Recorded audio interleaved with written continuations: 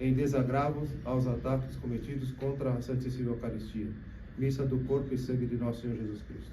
Em nome do Pai, do Filho e do Espírito Santo. Amém.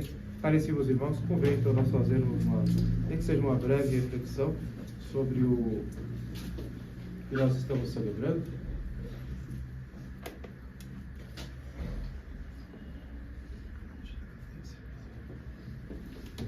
Nós estamos celebrando hoje a festa do corpo e sangue de nosso Senhor Jesus Cristo, conhecido popularmente como a festa do corpo de Corpus Christi, a festa do corpo de Cristo.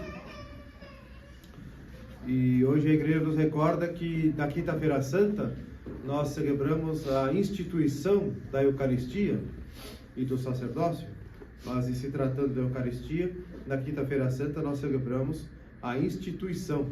Nós lembramos que então aquela missa da noite, a missa da Ceia do Senhor, foi uma missa bonita, solene, com flores e com velas acesas e com todo aquele esplendor, porque ali se celebra a instituição da Sagrada Eucaristia.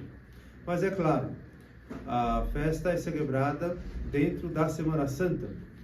Portanto, lembramos que naquele dia, naquela missa da quinta-feira do Lava-Pés, depois do Glória, silencia-se os sinos e o órgão, né? E ali já entramos na paixão do Senhor. Então, a instituição da Eucaristia na Quinta-feira Santa, ela está dentro do contexto da paixão do Senhor. Portanto, não há uma festividade pascal ainda, né? Ainda uma comemoração, uma celebração dentro do recolhimento, da consternação da paixão do Senhor, né? De forma que ali não há como a igreja, pelo menos até o Glória, né? Não há como a igreja, então, celebrar com toda a festividade, com todo o esplendor litúrgico, por causa da paixão. Por isso, então, a igreja instituiu esta festa de Corpus Christi, já depois do tempo pascal, na segunda quinta-feira depois de Pentecostes, justamente para celebrar a Sagrada Eucaristia em todo o seu esplendor, né? Que é o que fazemos agora na festa de Corpus Christi, já com o sentido pascal e sem as restrições da Semana Santa, né? Porque a Semana Santa é voltada para a paixão do Senhor. Então aqui nós celebramos não a instituição, né? Claro que recordamos dela, por isso que a epístola de hoje, de São Paulo aos Coríntios, recorda a instituição da Sagrada Eucaristia, né? Quando o Senhor transubstanciou e nos deu o seu corpo e o seu sangue sob as espécies do pão e do vinho. Porém, a igreja hoje celebra com toda alegria a presença real de nosso Senhor Jesus Cristo na Eucaristia. Então, se a instituição salienta o fato da transubstanciação que nosso Senhor realizou na última ceia, ou seja, a transformação da substância do pão e do vinho do seu corpo e do seu sangue, aqui na festa de Corpus Christi, a igreja salienta então a presença real de nosso Senhor Jesus Cristo, com toda a festividade, com toda a solenidade, com toda a exultação, né, com todo o esplendor do culto litúrgico, de modo a salientar festivamente a presença real de nosso Senhor na Eucaristia. E a igreja vai além. A igreja ainda presta um culto público a Nosso Senhor da Eucaristia, sobretudo com a procissão de Corpus Christi. Portanto, caríssimos irmãos, esta festa, ela não significa o início de um culto da igreja, a Sagrada Eucaristia, a presença real de Nosso Senhor Jesus Cristo na Eucaristia, apenas a partir desta festa que foi instituída no século XIII, ali na Idade Média. Não, o culto à Eucaristia sempre foi uma constante da vida da igreja desde os apóstolos. Os apóstolos celebravam a missa e a comunhão era dada aos fiéis, de forma que aquelas partículas que sobravam eram depositadas no cofre. E ali eram depositadas, guardadas, né, neste cofre, que depois recebeu o nome de sacrário, né, ou seja, o que é mais sagrado, o sagrado, de modo que ali eram guardadas as reservas eucarísticas neste cofre para serem destinadas à comunhão dos prisioneiros. Prisioneiros esses, os mártires, os confessores da fé e mártires, que nos tempos de perseguição eram presos e que, portanto, da maneira mais perigosa, né, possível, então os sacerdotes levavam a Sagrada Eucaristia para os prisioneiros, né, que estavam privados de assistir à Santa Missa e privados de comungar porque estavam sendo perseguidos, estavam já condenados à prisão, condenados à morte, né, naquelas prisões, sobretudo aquelas prisões impostas pelos romanos. De modo então que a igreja passou por muitos séculos aí, os primeiros séculos, de grandes perseguições, e muitas eram as prisões. Portanto, as reservas eucarísticas eram destinadas, em primeiro lugar, a esses prisioneiros, confessores e mártires da fé. Depois também, as espécies eucarísticas eram destinadas aos enfermos. Os apóstolos reservavam essas espécies para aqueles que, impossibilitados de assistir à Santa Missa e de comungarem, então a Sagrada Eucaristia era levada àqueles que estavam impossibilitados. Eles não poderiam ir até a igreja, então a igreja ia até eles, como vai até os mesmos, né? Quando os enfermos não podem ir à igreja comungar, então o sacerdote vai até o enfermo e vai levar-lhe a Sagrada Eucaristia e também os outros sacramentos necessários, né? De forma que então a igreja sempre reservou no sacrário, né, no cofre, ou seja, com toda a segurança, a reserva eucarística para os prisioneiros, mártires e confessores e também para os enfermos. E diante disso, diante da reserva eucarística naquele sacrário, começou-se a desenvolver um culto eucarístico, né?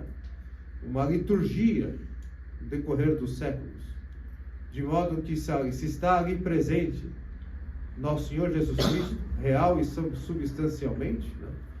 Então nenhum católico poderia passar pelo sacrário de maneira indiferente, né? Então começou-se ali, por exemplo, adiante do sacrário, quando alguém passava, a fazer então genuflexão, né? E começou-se ali também, alguém parar um pouco ajoelhado e prostrado, rezar diante de Nosso Senhor presente na Eucaristia, naquele sacrário. Depois começou-se então a igreja a desenvolver orações, né, diante do sacrário. De modo que isso foi se espalhando, e quando a igreja passou a ter liberdade, sobretudo a partir de Constantino, então a igreja começou a ocupar as basílicas romanas e constituí-las como templos de Deus, consagrados, edificados, dedicados para o culto sagrado, e ali começou-se a se instalar os sacrários, né? E ali também começou-se então a desenvolver uma liturgia, né, diante de Nosso Senhor presente na Eucaristia, no sacrário. Na Idade Média, sobretudo, passou-se a desenvolver um culto também para com as relíquias dos santos, mártires em primeiro lugar, depois dos outros santos. Em primeiro lugar, a relíquia dos mártires eram colocadas debaixo do altar, né? E como diz Santo Ambrósio, não são os mártires que honram o altar, mas é o altar que honra os mártires. De forma que ali os mártires eram colocados, porque, ali no altar, onde se celebra a Santa Missa, porque eles se uniram ao sacrifício do Senhor da maneira mais cruenta possível, da maneira mais extrema possível, para morrer por causa de Nosso Senhor, né? Então ali os mártires eram colocados. Depois, alguns pedaços de seus ossos, de seus corpos, né, de suas vestes, passaram também a ser expostas nas igrejas, né? De forma que eram colocadas num chamado relicário, como este aqui, por exemplo. É um relicário de São Mauro, de Marius, de São Mauro, de forma que um relicário deste aqui, então, é para o culto público, né, dos fiéis. Chegando então no século XIII, com o movimento litúrgico crescente, o movimento eucarístico crescente, de modo que o culto à Eucaristia ele se fortificava e se tornava cada vez mais robusto, né? As ladainhas e as procissões e tudo mais voltadas para o culto à Eucaristia, a igreja passou então a expor num relicário a própria Eucaristia. Porque se os santos com suas relíquias, os mártires, os santos com suas relíquias, eles recebem o culto da igreja, são expostos e recebem o culto litúrgico da igreja, quanto mais então a Sagrada Eucaristia. Então passou-se a expor num relicário grande, esplendoroso, como um ostensório daquele, né, que é o relicário. Mas agora recebe o nome de ostensório, porque ele ostenta Nosso Senhor. Né? Ele expõe a hóstia consagrada para o culto dos fiéis. Né? Então, é um relicário maior, né, onde cabe a hóstia consagrada para ser exposta e ser adorada pelos fiéis. Depois também, este ostensório, que também pode ser chamado de custódia porque guarda ali o corpo do Senhor exposto, né, solenemente, passou-se então a ser levado em procissões eucarísticas. Né? De modo então que foi composta uma missa por São Tomás de Aquino, e com hinos e com procissões, né? Com uma missa com oitava, né? A oitava que foi tirada depois pelo Papa Pio XII, mas uma missa com oitava, né? Com procissão, com hinos, né? E louvores dedicados à Eucaristia, como o próprio hino Pan de Língua, né? Onde nós cantamos o Tanto Ergo antes da bênção do Santíssimo, né? Composto tudo por São Tomás de Aquino. Conta-se uma história de que o Papa pediu para São Tomás de Aquino e São Boaventura comporem um hino para a Sagrada Eucaristia, que seria depois a festa de Corpus Christi, instituída no século XIII. E os dois compuseram então um hino, cada qual, para ser colocado na missa, né, do corpo de Deus. E São Tomás de Aquino compôs o hino de uma maneira tão magistral, uma profundidade teológica e com uma beleza e com uma poética, que ele então, diante do Papa, apresentou o hino, né, recitando diante do Papa, de modo que ele depois estava ali precedendo a apresentação de São Boaventura, e disse que o hino de São Tomás de Aquino era tão magistral, tão belo, tão profundo, tão piedoso, tão esplendoroso, que enquanto São Tomás de Aquino recitava o seu hino, São Boaventura rasgou o hino que ele compôs. Então, é o hino que nós temos hoje, né, na missa, o Laudação, que nós recitamos agora na missa, né, e também o hino do Pan de Língua, né, que estão aí previstos para a liturgia de Corpus Christi. Né? Então, são coisas curiosas da história da igreja, né, que nós devemos recordar nesse dia tão importante. Né? O magistral é a missa de São Tomás de Aquino, que ele compôs para a festa de Corpus Christi. Então, essa festa foi instituída, né? Ou seja, o culto à Sagrada Eucaristia, ele veio no decorrer da história da igreja. Sintetizamos aqui de uma maneira muito breve, né? Mereceria uma exposição mais detalhada, mas aqui tem muita história, muita coisa interessante. Mas aqui, só para nos situarmos, né, diante de que o culto à Eucaristia não começou com a instituição da festa de Corpus Christi no século XIII, não. Desde a era apostólica, desde os apóstolos, já havia um grande culto litúrgico à Sagrada Eucaristia, né, no sacrário, né, ali escondido no sacrário, mas também exposto, né, solenemente depois, né, neste grande relicário que é o ostensório, para então o culto dos fiéis e para o culto público dos fiéis, né, para que a Sagrada Eucaristia, né, seja aclamada, seja louvada pelos homens, né, de modo que a sociedade na cristandade ela era voltada para a Sagrada Eucaristia. A vida de todos eram voltadas para o culto à Sagrada Eucaristia. somente, por exemplo, uma senhora na sua casa lavando a roupa, né? E ouvia o sino tocar da igreja para a oração, e a primeira coisa que ela se recordava era a Santíssima Eucaristia, naquela igreja que estava tocando o sino, e ali ela fazia uma comunhão espiritual, ou seja, uma vida voltada para a Sagrada Eucaristia. Os católicos tinham aquele anseio, né? Aquela vontade de estar diante do sacrário, aquela vontade, aquele desejo sincero e verdadeiro de comungar a Sagrada Eucaristia, né? E de estar preparado para isso. Ou seja, toda a sociedade se organizava em torno da Sagrada Eucaristia. As casas pelas quais passavam as procissões eucarísticas, com a procissão de Corpus Christi, eram enfeitadas, com altares nas portas das casas, nas janelas, né?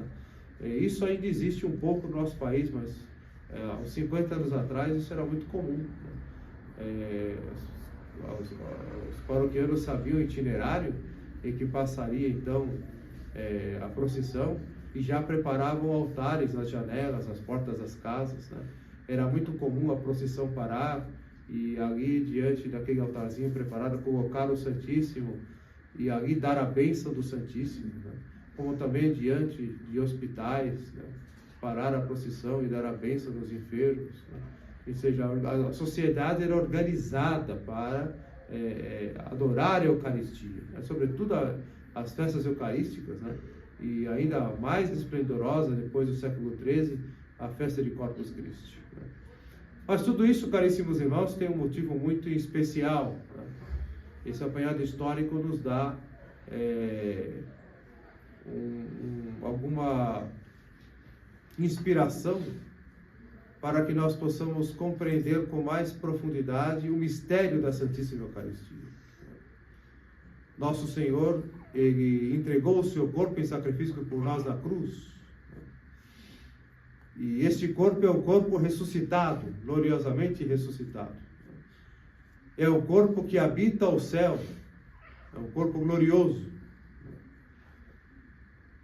E Ele, ao subir aos céus e se colocar à direita do Pai, não deixou de estar conosco pelo seu Espírito, derramado sobre a igreja no dia de Pentecostes, né? Como nós celebramos há poucos dias, mas quis estar conosco através do sacramento da Eucaristia, o sacramento do seu corpo e do seu sangue. Ali está contido o seu corpo, sangue, alma e divindade, nosso Senhor Jesus Cristo, Deus e homem verdadeiro. E nosso Senhor deixa isso muito claro na própria instituição da Eucaristia, em que Ele diz: isto é o meu corpo, isto é o meu sangue. Por que nós cremos na Sagrada Eucaristia? Por causa dos milagres eucarísticos? Não. Os milagres eucarísticos, eles servem para despertar a fé em nosso Senhor Jesus Cristo, presente na Sagrada Eucaristia. Mas nós cremos em primeiro lugar na Sagrada Eucaristia por causa da palavra do Senhor. Isso é muito importante nós entendermos. A nossa fé na Eucaristia se baseia no que nosso Senhor disse. Ele disse, ao instituir a Sagrada Eucaristia na última ceia, tomando o pão, Ele diz: isto é o meu corpo, tomando o cálice com vinho, isto é o meu sangue. É por isso que nós cremos na Sagrada Eucaristia, por causa da palavra do Senhor. E também porque Ele diz, sobretudo no Evangelho de São João, no capítulo 6, o discurso do pão da vida, né? Quem não comer do meu corpo e não beber do meu sangue, não terá a vida em si. Não terá a vida eterna. E no Evangelho de hoje, o Senhor também diz: o meu corpo é verdadeira comida, o meu sangue é verdadeira bebida. Portanto, aquele que come meu corpo e bebe meu sangue, terá a vida eterna. O Senhor coloca, então, a Sagrada Eucaristia e a comunhão eucarística, né? A Sagrada Comunhão como meio indispensável para nos salvarmos. É necessário para nos salvar comungar o corpo do Senhor. porque é na comunhão do corpo do Senhor que nós estamos intimamente ligados a Ele, intimamente em comunhão com Ele. Por isso que se chama Sagrada Comunhão, porque ali nós comungamos, ou seja, entramos em comunhão com o nosso Senhor, porque recebemos o seu próprio corpo e o seu próprio sangue na nossa alma. Ele se faz presente em nós de maneira vital, real, da mesma maneira que Ele está presente no céu, à direita do Pai, através do sacramento da Eucaristia, Ele se torna presente na nossa alma, na nossa vida. Ou seja, uma presença muito mais íntima do que a própria presença física do Senhor. Muito mais íntima do que a própria presença física. Porque Ele não está diante de nós, ao nosso lado, atrás de nós, no sacramento da Eucaristia, Ele está dentro de nós. Nós comungamos a Eucaristia. Então é tal a intimidade, tal é a proximidade, né, que nós não imaginaríamos que poderíamos ter com o nosso Senhor tal proximidade e intimidade. Não poderíamos imaginar que nosso Senhor nos daria este grande presente, que não é qualquer coisa que está além dele, ou fora dele, mas Ele dá a si mesmo a nós, na Sagrada Eucaristia. Ele dá a si mesmo, Ele continua se entregando por nós. Toda vez que se celebra a Santa Missa, Ele se oferece em sacrifício de maneira incruenta, sim, mas o mesmo sacrifício, de valor infinito, como foi entregue o seu sacrifício na cruz. E ainda mais, nosso Senhor não quis somente nos dar a renovação do santo sacrifício na Santa Missa, quis ainda estar em comunhão conosco, em intimidade conosco, através da Sagrada Eucaristia. Portanto, caríssimos irmãos, devemos crescer cada vez mais na devoção e na piedade, para com o nosso Senhor presente, realmente presente na Sagrada Eucaristia. Portanto, a fé na Eucaristia, ela requer de nós uma fé plena de conhecimento, de profundidade. Temos que ter conhecimento de causa. Nós devemos saber discernir o corpo do Senhor de um pão comum, de um pão normal, profano, do pão da padaria. Temos que fazer essa distinção. Aliás, para que uma criança receba a primeira comunhão, a primeira coisa que ela deve apresentar ao pároco, ao cura, é o discernimento, saber separar o que é o corpo do Senhor de um pão profano, de um pão comum. Tá? De modo que isso já dissipa e já refuta todas as heresias contra a Sagrada Eucaristia, como, por exemplo, a heresia protestante da transsignificação, né? Em que, na hora da consagração, para os protestantes, então, o pão se tornaria, recebe o significado do corpo do Senhor. Né? Ele passa a aparecer como o corpo do Senhor, mas não é substancialmente e realmente, né? Para os protestantes. Para nós, não. Né? O nosso Senhor mesmo nos diz: isto é o meu corpo. Significa, o verbo é o ser, contém ali o ser, ou seja, nosso Senhor mesmo, em seu corpo e sangue, alma e divindade, Ele está ali realmente presente. É o seu ser que está ali. Então não é o significado dele, não é o significado, é Ele mesmo que está ali presente. Não é uma simbologia do corpo do Senhor, não é um significado do corpo do Senhor, é Ele mesmo realmente presente que está ali. De modo que São João Crisóstomo, ele diz que da mesma maneira que Deus tem o poder de criar as substâncias, ou seja, Deus que nos criou a substância humana, por exemplo, também criou a substância do pão, a substância do vinho. Se Ele tem o poder de criar a substância, Ele também tem o poder de transformar a substância. E é isso que Ele faz através das palavras e dos gestos do sacerdote. Como Ele mesmo fez, Ele continua fazendo através do sacerdote. Ele transforma a substância, que a igreja então chama de transubstanciação. A transformação da substância. A partir daquele momento da consagração, a substância do pão deixa de ser pão para se tornar substância do corpo do Senhor. A substância do vinho deixa de ser vinho para se tornar a substância do sangue do Senhor. Se mantém os acidentes, se mantém as aparências. O cheiro de pão, o gosto de pão, isso é acidente. O cheiro do vinho e o gosto do vinho, a textura, isto é acidental. Se mantém as aparências, se mantém os acidentes. Porém, o que se transforma é a substância, ou seja, o que se transforma é o ser. A partir daquele momento, o pão não é mais pão, mas é o corpo do Senhor.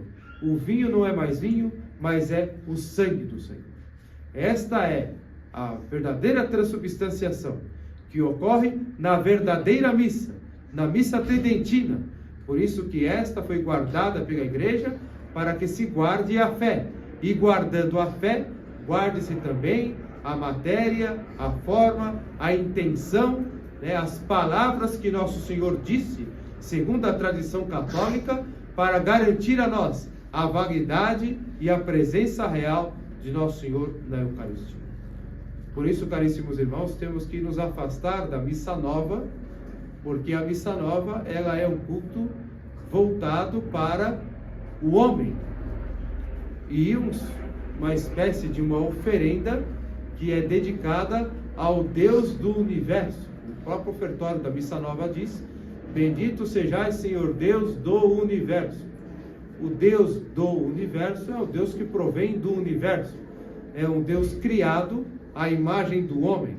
Então isso não é católico, de forma então que a missa nova é oferecida para um tal de Deus do universo, talvez um arquiteto do universo, um Deus maçônico, ou um Deus que se enquadra em qualquer divindade de outra religião, mas que não é a religião católica, que não é voltado, dedicado ao verdadeiro Deus, que não é Deus do universo, é o Deus eterno e todo-poderoso, aquele que é o totalmente outro, aquele que é incriado, aquele que é criador de todas as coisas, visíveis e invisíveis. É a este, a Deus, Pai, que o Filho oferece o seu sacrifício no Espírito Santo. E assim a igreja o faz durante todos os séculos. De modo então, caríssimos irmãos, que a igreja por si só, na instituição e na codificação da Santa Missa, tal qual nós recebemos do Concílio de Trento, a igreja então refuta ali todas as heresias, todas as doutrinas, todas as ideias conciliares, sobretudo, que são uma afronta, que são um ataque à Santíssima Eucaristia. De modo então, caríssimos irmãos, que ali da transubstanciação na Santa Missa, nós reservamos então a Eucaristia no sacrário. Por mais simples que seja o nosso sacrário, é um sacrário, em que ali então nós colocamos as reservas eucarísticas, a presença real de nosso Senhor Jesus Cristo nessa capela, para que os fiéis então aqui adentrando possam adorar a nosso Senhor Jesus Cristo. Aqui também nós expomos o Santíssimo de maneira simples na âmbula, como prevê a igreja, e também de maneira solene no ostensório, onde se dá a bênção solene, para que os fiéis então possam avivar a sua vida eucarística, a sua piedade eucarística. E hoje nós queremos render então esse culto público ao nosso Senhor Jesus Cristo na procissão, nas ruas. Ele é o Rei, Ele é o eterno e todo-poderoso, portanto Ele reina, e Ele então é colocado diante do culto público para que os homens o adorem, para que os homens o venerem e reconhecem que Ele é o único e verdadeiro Deus. Portanto, caríssimos irmãos, a igreja hoje nos chama a nós renovarmos a nossa devoção eucarística. Nós não podemos ficar indiferentes diante da Santíssima Eucaristia. A nossa genuflexão deve ser feita com todo o amor, com toda a adoração, com toda a veneração. Não podemos fazer uma genuflexão de uma maneira displicente, apressada, sem prestar atenção no que nós estamos fazendo. Por quê? Porque a genuflexão, seja ela dupla, seja ela simplesmente a genuflexão com um só joelho, ela é a genuflexão.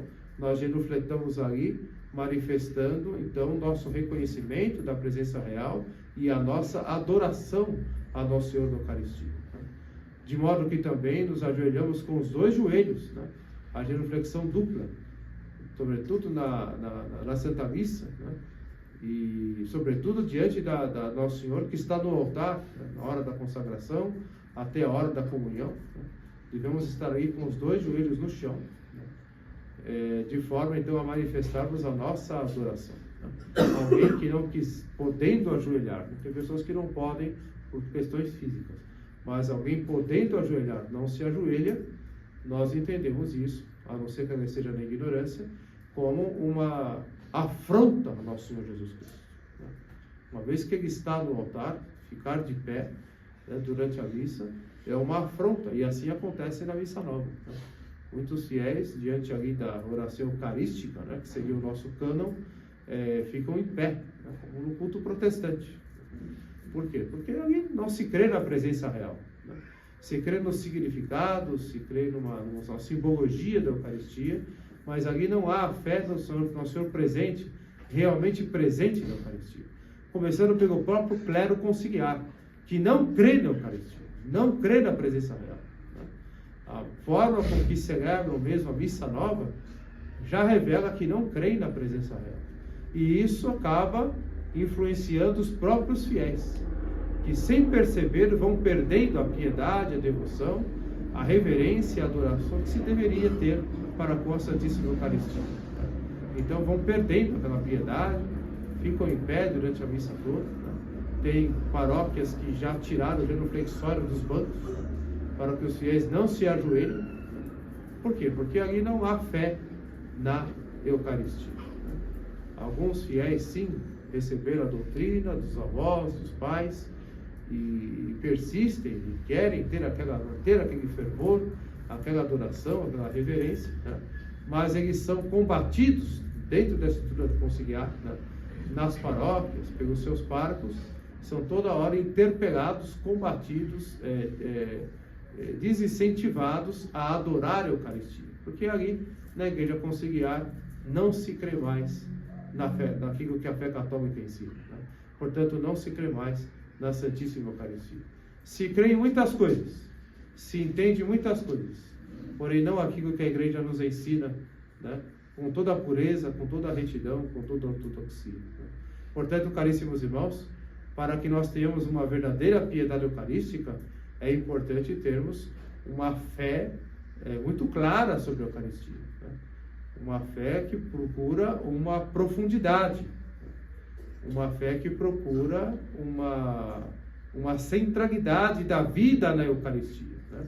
Ou seja, a referência da nossa vida é Nosso Senhor aqui no sacrário, né?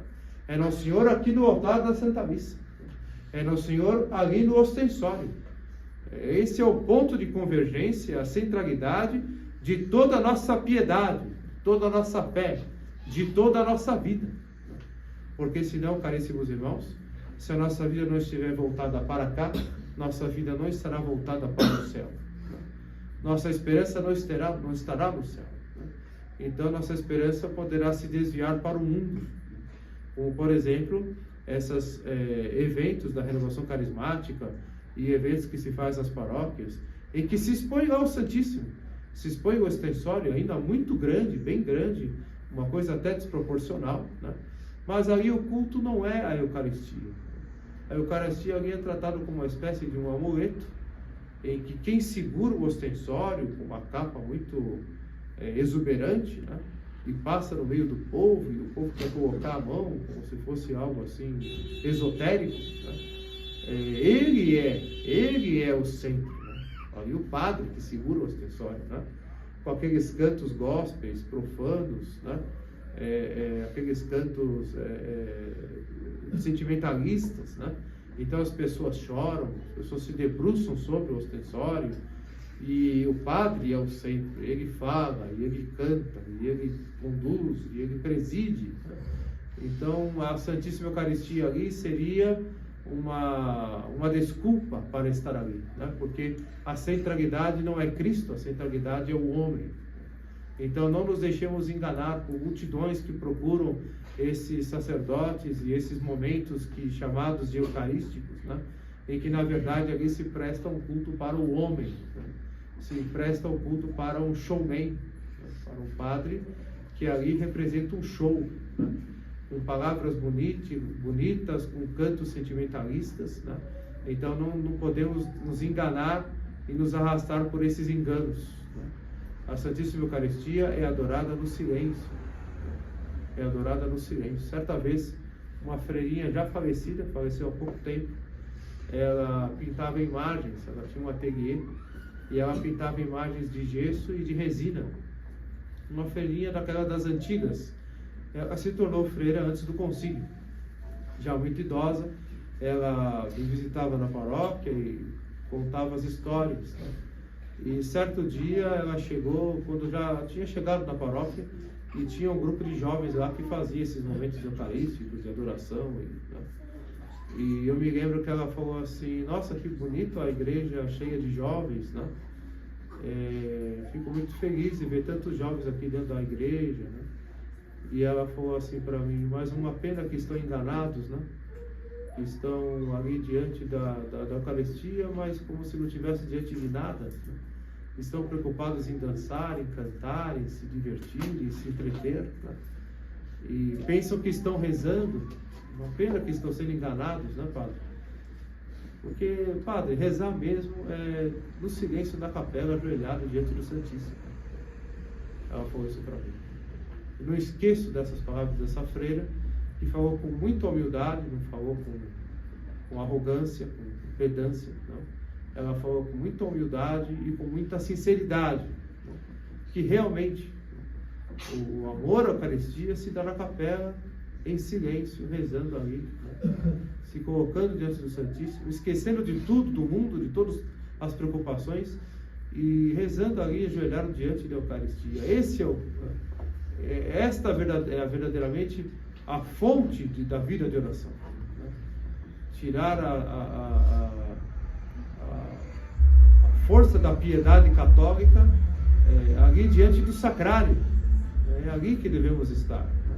Por isso a piedade eucarística, a comunhão espiritual diariamente, a visita ao Santíssimo. Não podemos perder a oportunidade de fazer visitas ao Santíssimo, né? Visitar o Santíssimo é algo simples, é fazer uma visita rápida. Ir até a capela, ajoelhar, rezar um pouco e ir embora, né? Então é uma visita ao Santíssimo. É um ato de piedade muito importante e que dá raiz, né? E raiz a piedade eucarística.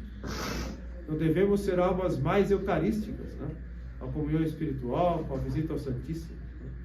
Sobretudo com a comunhão sacramental, precedida de uma boa confissão frequente. A comunhão sacramental. Ter, por exemplo, a graça de comungar todos os dias, isso é uma grande graça, né? E, sobretudo, quem tem a oportunidade de fazê-lo, o faça. O faça, porque a piedade eucarística, ela nos leva para o céu. Quem não comer o corpo do Senhor, quem não comungar com frequência, não se salva. Por quê? Porque precisamos do Senhor para nos salvar. Portanto, caríssimos irmãos, devemos cada vez mais ser aquelas almas eucarísticas, aquele zelo por nosso Senhor da Eucaristia, que também comporta aquele sentido de reparação.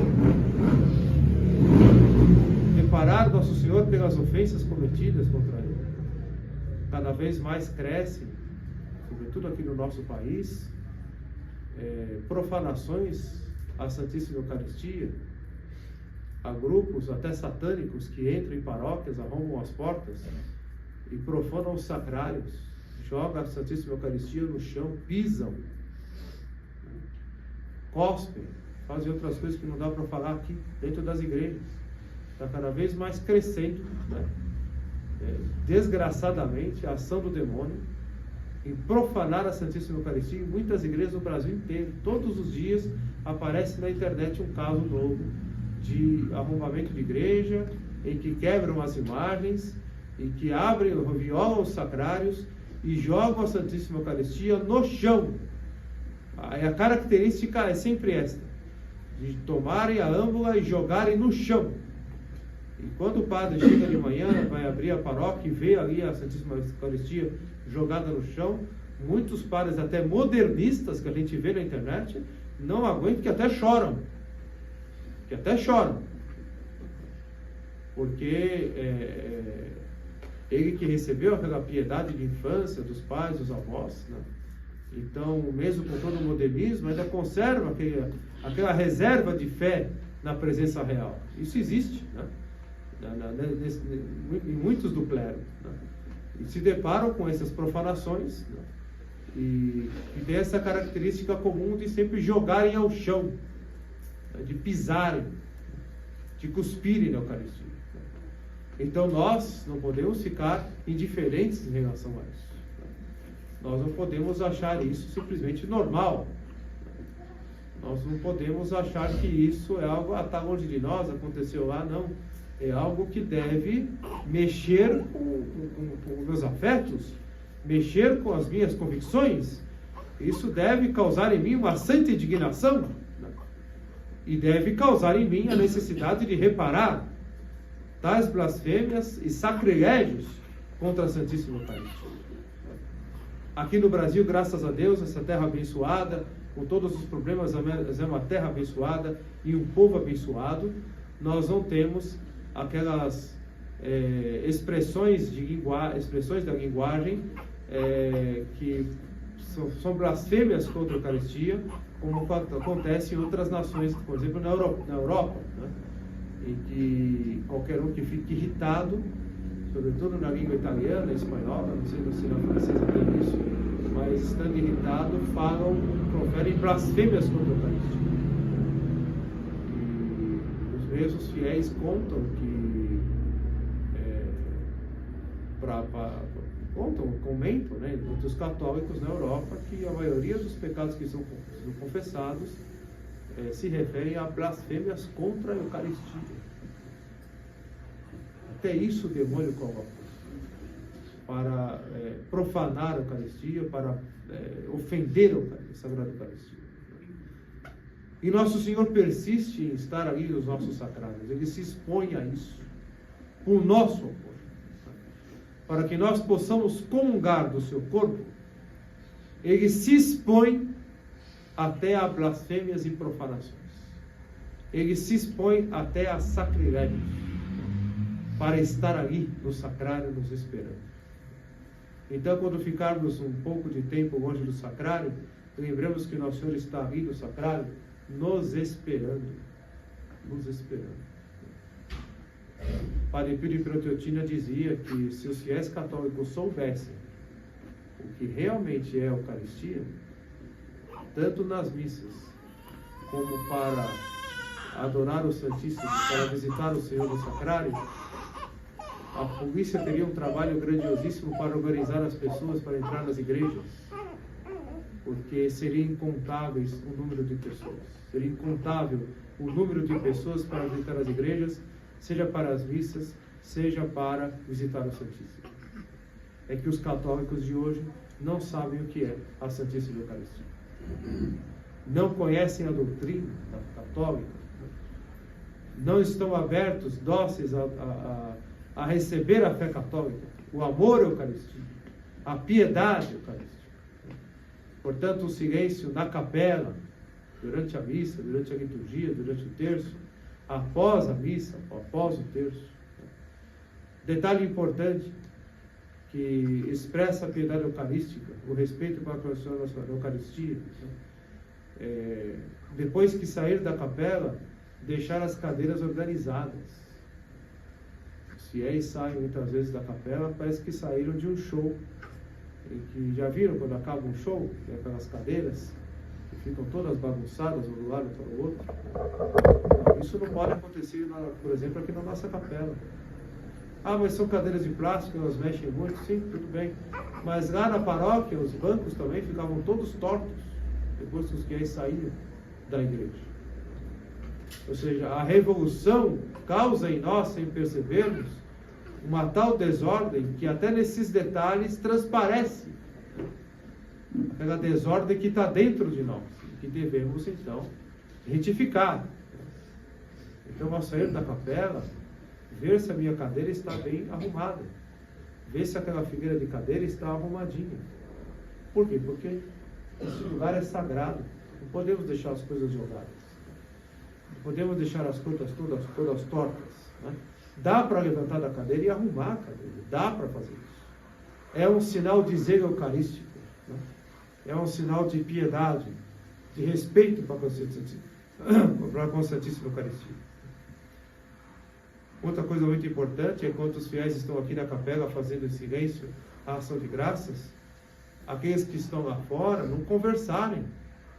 Se tem alguma coisa para conversar, tem que ser algo muito urgente, muito necessário. Então vai lá para o fundo conversar. E não ficar conversando aí fora. Porque quem está aqui, em silêncio na capela, não consegue se concentrar para rezar. Lá fora mesmo, lá fora não é capela. Acabou a missa, mantém silêncio. Tem pessoas que comungaram e querem fazer ação de graças lá fora, sentado na cadeira. Quem está lá fora tem que manter o silêncio, a postura, como se estivesse dentro da capela. Porque lá fora é um prolongamento da capela.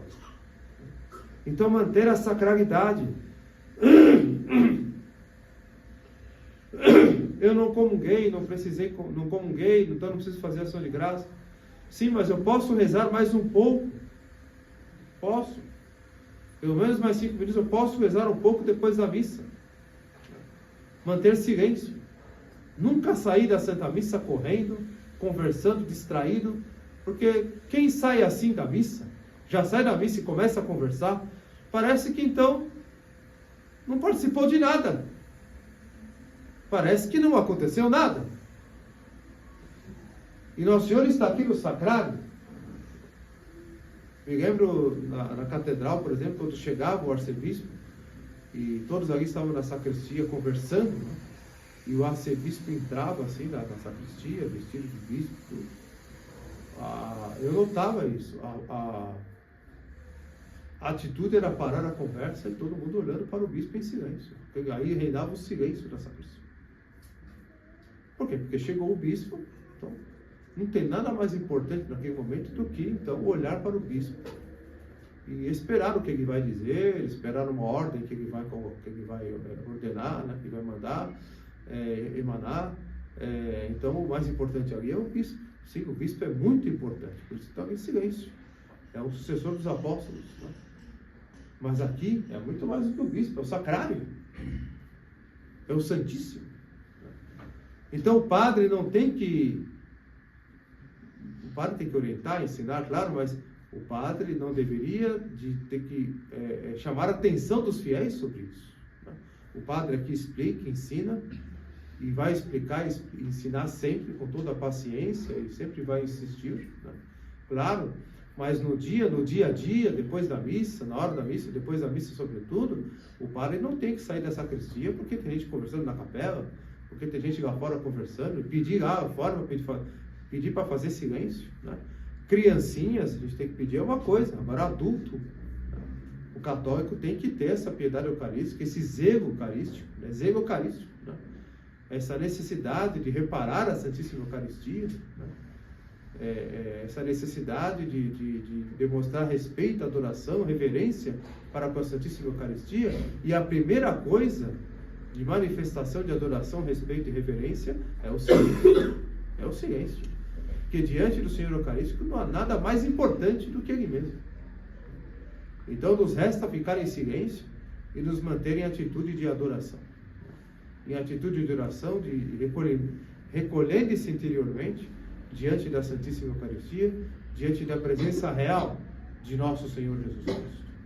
Portanto, nossa genuflexão, a maneira de nós nos ajoelharmos, a maneira de reverenciarmos a Eucaristia, portanto, por exemplo, numa missa em que o fiel não pode se ajoelhar por causa de questões físicas, né, problema do joelho, e não pode ajoelhar, deve se manter totalmente inclinado na hora que os fiéis se ajoelham, né? Deve se manter totalmente inclinado. Não pode ficar lá como se não existisse nada ali na frente. Tem que ficar totalmente inclinado. Na hora de comungar, a mesma coisa. Não pode ajoelhar, faz uma profunda inclinação antes, comunga, depois uma profunda inclinação antes de sair. Ou seja, esses detalhes da piedade católica é o que nos levam a ter uma verdadeira piedade eucarística. Um verdadeiro amor eucarístico, um verdadeiro zelo eucarístico. É o zelo eucarístico, o zelo. Né? Além de manifestar a adoração com a nossa atitude da alma e do próprio corpo, né? Também ter o grande apego, o grande desejo de reparar as ofensas feitas à Santíssima Eucaristia. Né? As ofensas contra a presença real de nosso Senhor Jesus Cristo. Né? Portanto, da minha parte, não se pode ter nenhum tipo de irreverência, nenhum tipo de desrespeito, nenhum tipo de atitude que seja contrária, né, à adoração e à postura que se deve diante da Santíssima Eucaristia. Então, pensamos a Nossa Senhora, Nossa Santíssima Mãe, a graça, então, de crescermos nessa piedade eucarística. Né? Que o nosso amor à Eucaristia não fique aqui só na festa de Corpus Christi, que seja uma piedade, uma devoção para a nossa vida, né? Que a nossa vida seja eucarística, que a nossa vida seja cada vez mais centralizada na Santíssima Eucaristia. Né?